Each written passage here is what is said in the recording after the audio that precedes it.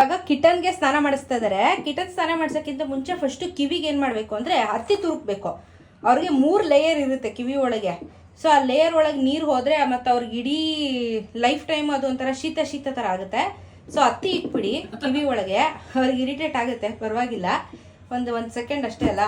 So next ಸ್ನಾನ ಅಂದ್ರೆ ನಮ್ಮ ಕೈಗೆ ಎಷ್ಟು ಬಿಸಿ ತಾಕುತ್ತೋ ಅಷ್ಟು ಸ್ನಾನ ಮಾಡಿಸ್ಬೇಕು. 2 ತಿಂಗಳ ತನಕ ಮಾಡಿಸ್ಬಾರ್ದು ಮಕ್ಕಳಿಗೆ.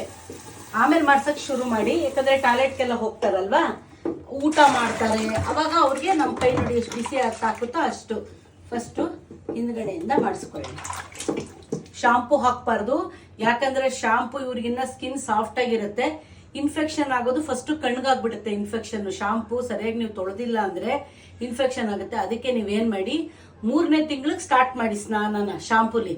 ಇವಾಗ ಬರೀ ಸ್ನಾನ ಬಿಸಿನೀರಲ್ಲಿ ನೋಡಿ, ಹಿಂದ್ಗಡೆಯಿಂದ ತೊಳ್ಕೊಂಬರಿ. ಯಾಕಂದ್ರೆ ಮುಂದಕ್ಕೆ ಮಾಡಿದ್ರೆ ಓಡೋಗ್ತಾರೆ, ಅದಕ್ಕೆ ಹಿಂದೆಯಿಂದ ಸ್ನಾನ ಮಾಡಿಸ್ಬೇಕು ಮಕ್ಕಳಿಗೆ. ನೀನು ಶಾಂಪು ಹಾಕ್ಬೇಡಿ.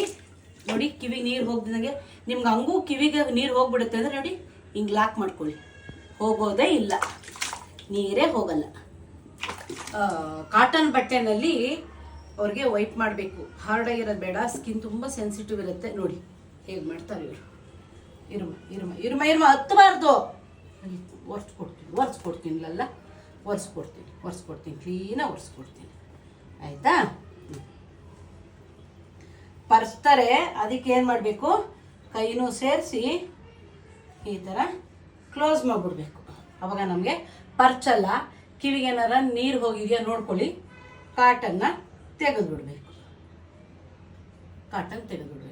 ಕಾಟನ್ ಬಟ್ಟೆಯಲ್ಲಿ ಸಾಫ್ಟಾಗಿ ಒರೆಸಿದ್ರೆ ಅವ್ರಿಗೆ ಎಂತ ಇರುತ್ತೆ, ನಿದ್ದೆ ಚೆನ್ನಾಗಿ ಮಾಡ್ತಾರೆ. 2 ಅವರ್ ಎಕ್ಸ್ಟ್ರಾ ನೀಟಾಗಿ ಒರೆಸ್ಬೇಕು. ಹಿಂಗೆ ಕಿವಿ, ಬಾಯಿ, ಮೂಗು ಎಲ್ಲ ಫುಲ್ ಡ್ರೈ ಮಾಡಿ. ಕೆಲವರು ಹೇರ್ ಡ್ರೈಯರ್ ಯೂಸ್ ಮಾಡ್ತಾರೆ, ನೋಡ್ಕೊಂಡು ಮಾಡಿ, ಯಾಕಂದ್ರೆ ತುಂಬಾ ಬಿಸಿ ಆಗುತ್ತಲ್ಲ. ಸ್ವಲ್ಪ ದೂರದಿಂದ ಮಾಡಿ. ಕಿಟನ್ಸ್ಗೆ ಏನ್ ಬೇಡ, ಆಕ್ಚುಲಿ ಅವ್ರು ಅರ್ಧ ಗಂಟೆಲಿ ಒಣಗೋಗ್ತಾರೆ.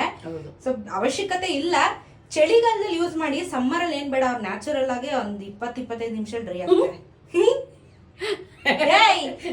ಹೆಂಗಿದೆ ಗೊತ್ತಾ ನೀನು? ಇದ್ರ ಹೆಸರು ಪಂಚು. ಎಲ್ಲಿ ಏನಿದ್ದಂಗಿದ್ಯಾ? ಅವ್ರಪ್ಪನೇ ಅಲ್ಲ, ನಾನು ಪಂಚು, ನನ್ನ ಹೆಸರು ಪಂಚು. ಕಿವಿನ ಆದ್ರೂ ಕಾಟನ್ ಹಾಕಿದ್ರು ಕೂಡ ಕಿವಿನ ತುಂಬಾ ಕ್ಲೀನ್ ಮಾಡಿ. ಆ ಟೈಮಲ್ಲಿ ನಿದ್ದೆಗಣ್ಣಲ್ಲಿ ಅವ್ರಿಗೆ ನೈಲ್ಸ್ ಕಟ್ ಮಾಡಿ ಒಂದು ಚೂರೇ ಎಡ್ಜಲ್ಲಿ ಸಾಫ್ಟ್ ಆಗಿರುತ್ತೆ. ಗಲೀಜೆಲ್ಲ ಇದ್ರೆ ಹೋಗುತ್ತೆ. ಮುಂದ್ಗಡೆ ಒಂದು ಪುಟ್ಟದ ಇದರಲ್ಲಿ ಒಂದು ಚೂರು ಮಾಡಬೇಕು, ಜಾಸ್ತಿ ಮಾಡಬೇಡಿ, ಪೇಯ್ನ್ ಆಗುತ್ತೆ ಅವ್ರಿಗೆ. ನೋಡಿ ಮಲಗ್ಬಿಡ್ತು.